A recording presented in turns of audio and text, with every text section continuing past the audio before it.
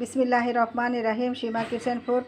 আমি আজকে আপনাদের কাছে একটা রেসিপি নিয়ে আসছি, যে করল্লা আর সঙ্গে যে এক পিস আমি আলু দিব, দিয়ে চিংড়ি মাছ দিয়ে আমি ভাজি করব। আপনারা আমার ফুল ভিডিওটা দেখুন। প্রথমত আমি করলাটা সুন্দর করে কেটে ধুয়ে নিয়ে চলে আসছি আর কি। আপনারা আমার ভিডিওটা দেখুন।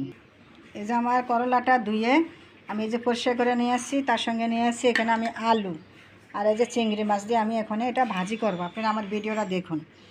দেখেন, আপনারা যদি করলা কিনেন, তাহলে কিন্তু যে সবুজ কালারের করলাটা কিনবেন, একদম দেখা যাবে কচকচা, তা ওইটাতে আর বিচি থাকবে না। ঠিক আছে, এই যে আমি এখানে আনেছি, এটার মধ্যে কোনো পরিমাণে বিচি না, যা ছিল ছোটো ছোটো ডাগা ডাগা বিচি ছিল আর কি। আমি একটা কড়াইতে এখন আমি কিছু সয়াবিন তেল দিয়ে দিলাম, চামচ পরিমাণ জিরা গুঁড়া ধনিয়া গুঁড়ো একসঙ্গে দিয়ে দিলাম। মশলা যাতে না পুড়ে তাতে পানি দিয়ে দিলাম। অল্প কিছু পরিমাণ এখানে হলুদ গুঁড়া দিয়েছে, 1 চামচ পরিমাণে লবণ। ভালো করে কষে এখানে আমি এই যে চিংড়ি মাছগুলো দিয়ে দিলাম। করলা ভাজি তো, তাই এখানে আমি গুঁড়া মরিচ যেটা দিয়ে দিচ্ছি, আমি কাঁচা মরিচের ফালি দিয়ে দিলাম কয়েকটা কেটে। আর এই যে চিংড়ি মাছটা কষানো হয়ে গেছে, আলুগুলো দিয়ে এখন আমি এখানে এই যে করলাগুলো আমি দিয়ে দিচ্ছি আর কি।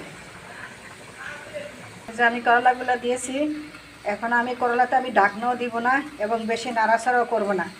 যদি ঢাকনা দেয় বা বেশি নাড়াচাড়া করি, তাহলে করলাগুলো আমার তিতো হয়ে যাবে। তাই আমি এখানে কোনো কিছুই করব না, জাস্ট আমি হালকাভাবে নাড়াচাড়া করে দিব আর কি। দেখুন, এই যে আমার করলা ভাজিটা হয়ে গেছে। দেখেন কত সুন্দরটা কালার এবং সবুজ কালারে রয়ে গেছে। কিন্তু আপনারা আমার মতন একবার এইভাবে দেখুন, দেখে আমাকে লাইক কমেন্ট শেয়ার করে জানান।